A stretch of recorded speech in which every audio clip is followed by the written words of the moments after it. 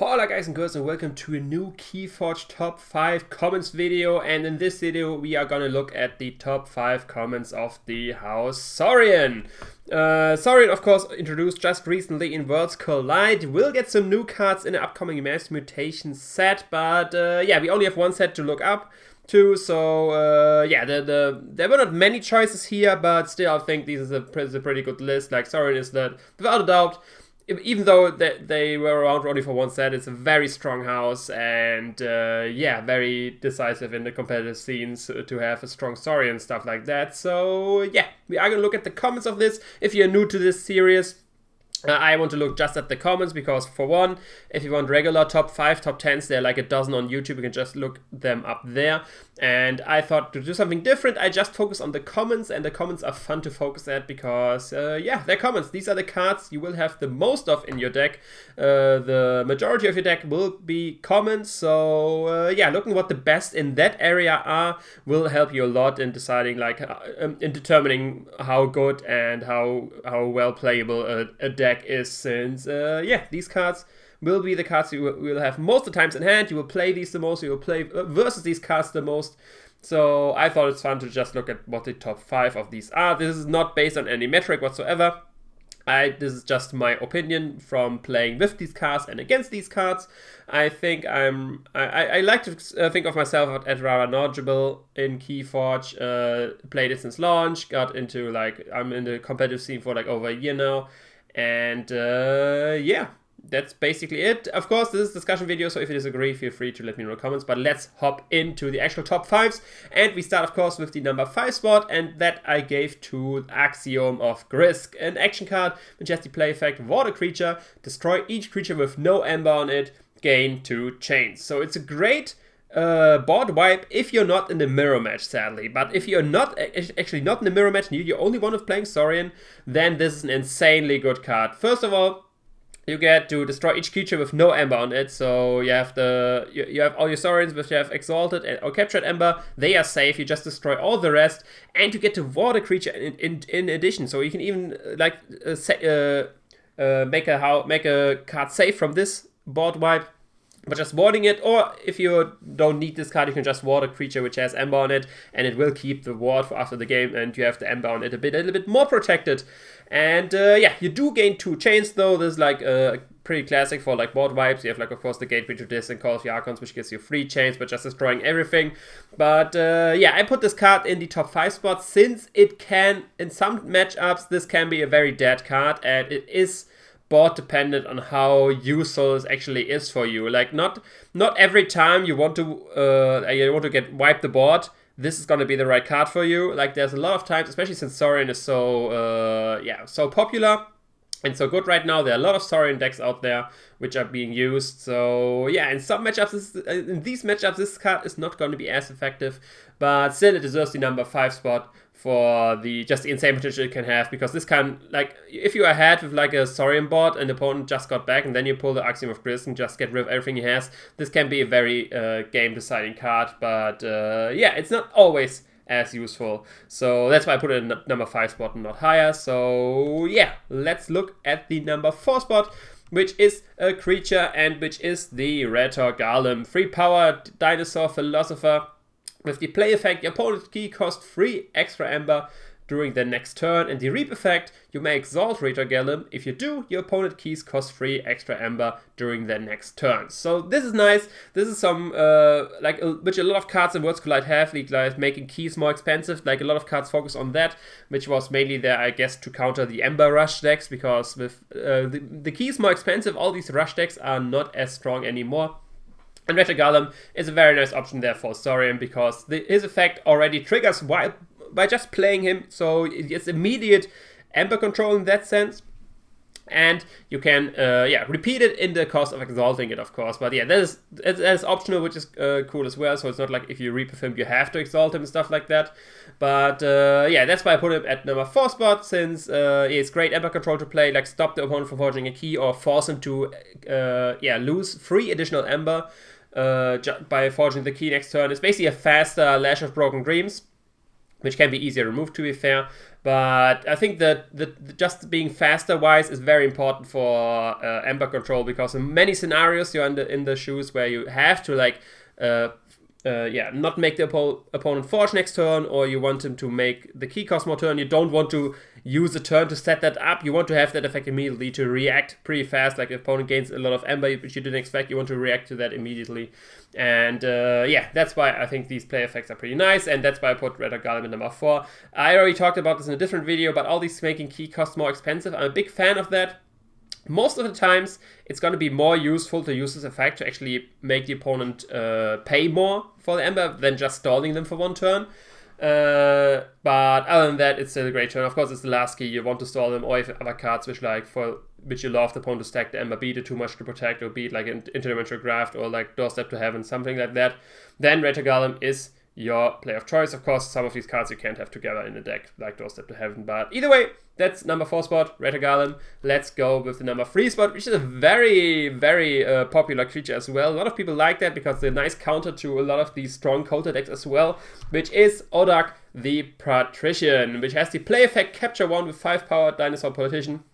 And the additional effect, while Odak the Patrician has Aember on it, your Aember cannot be stolen. So for one, this is like, even without the second effect, this would be a decent creature. 5 power, you play to capture 1. It's like, it's a decent, it's not good, definitely wouldn't be in this list without this effect, but it's a decent creature. It's high power, captures you 1, some Aember control, which is nice, but the second line that makes this creature just very, very strong. If your opponent can steal your Aember, like, it's not even like some with like the Pixies, the post-Pixies, where you, instead of stealing, he gets from the common pool. This is like, no, you don't get to steal. No stealing at all. The Aember, the opponent doesn't get Aember when he tries to steal, and your Aember is safe as well. And having that on a creature with a 5 power body is pretty insane, because the opponent will have a hard time, especially like the stealing house is Shadows. This is like the house which steals the most, and Shadows is, yeah, they have some troubles of getting rid of big creatures, especially like the early decks. I mean, I think the best way they have is like a Life for Life or a Chemo Eclipse, but Life for Life,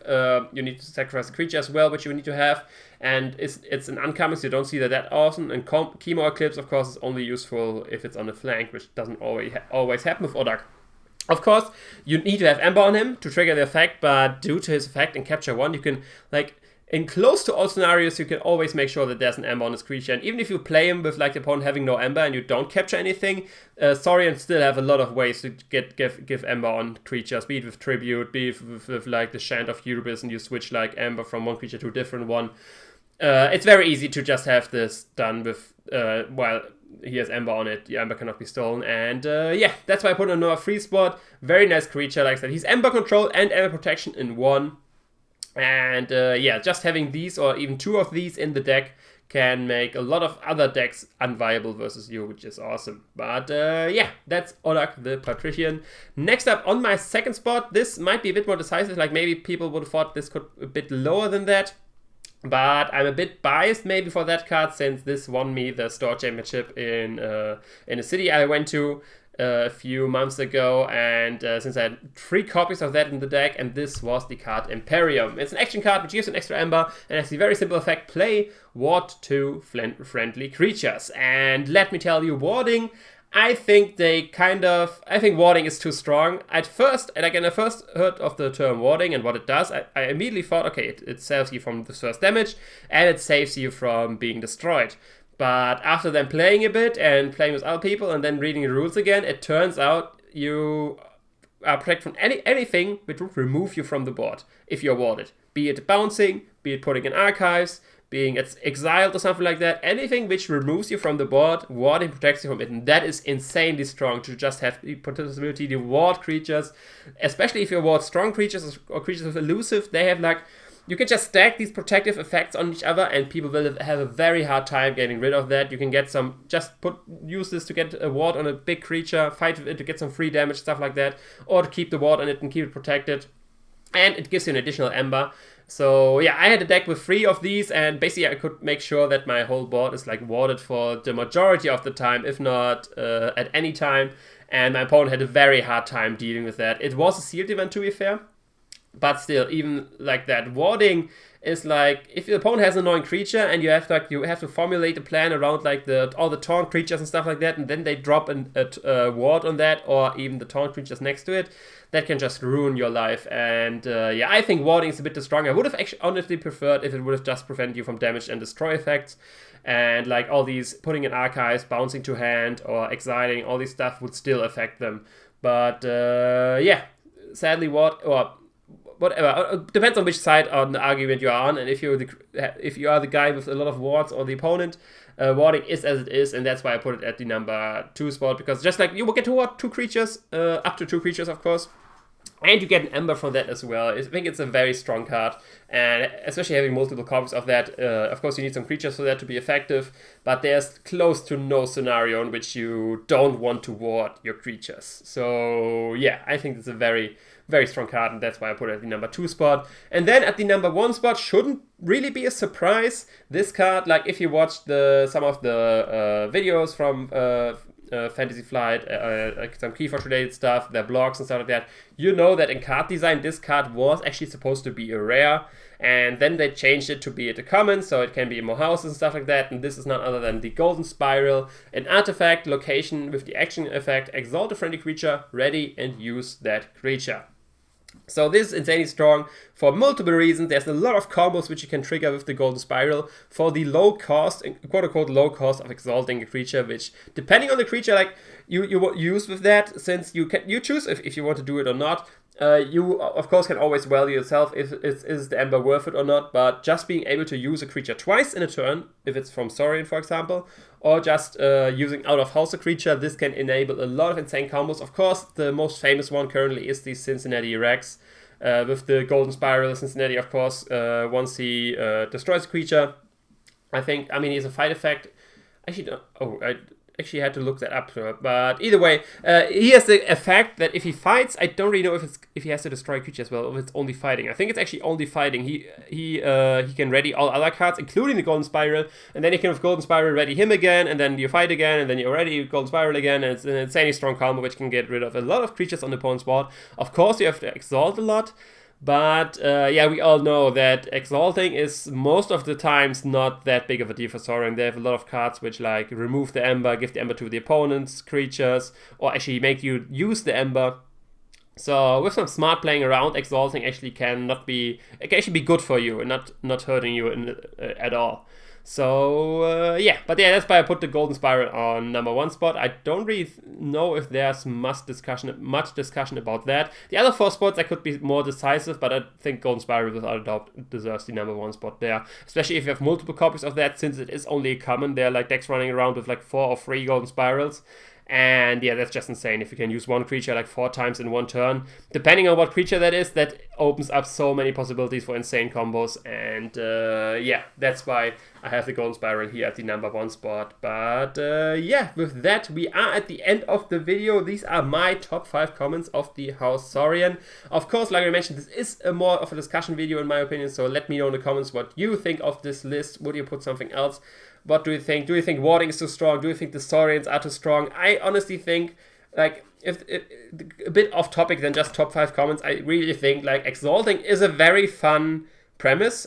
It looks pretty cool, but I think Saurian has way too much options to, like, not make exalt hurt him. They should have made it, in my opinion, a little bit more tactical when you want to exalt and when you don't want to exalt.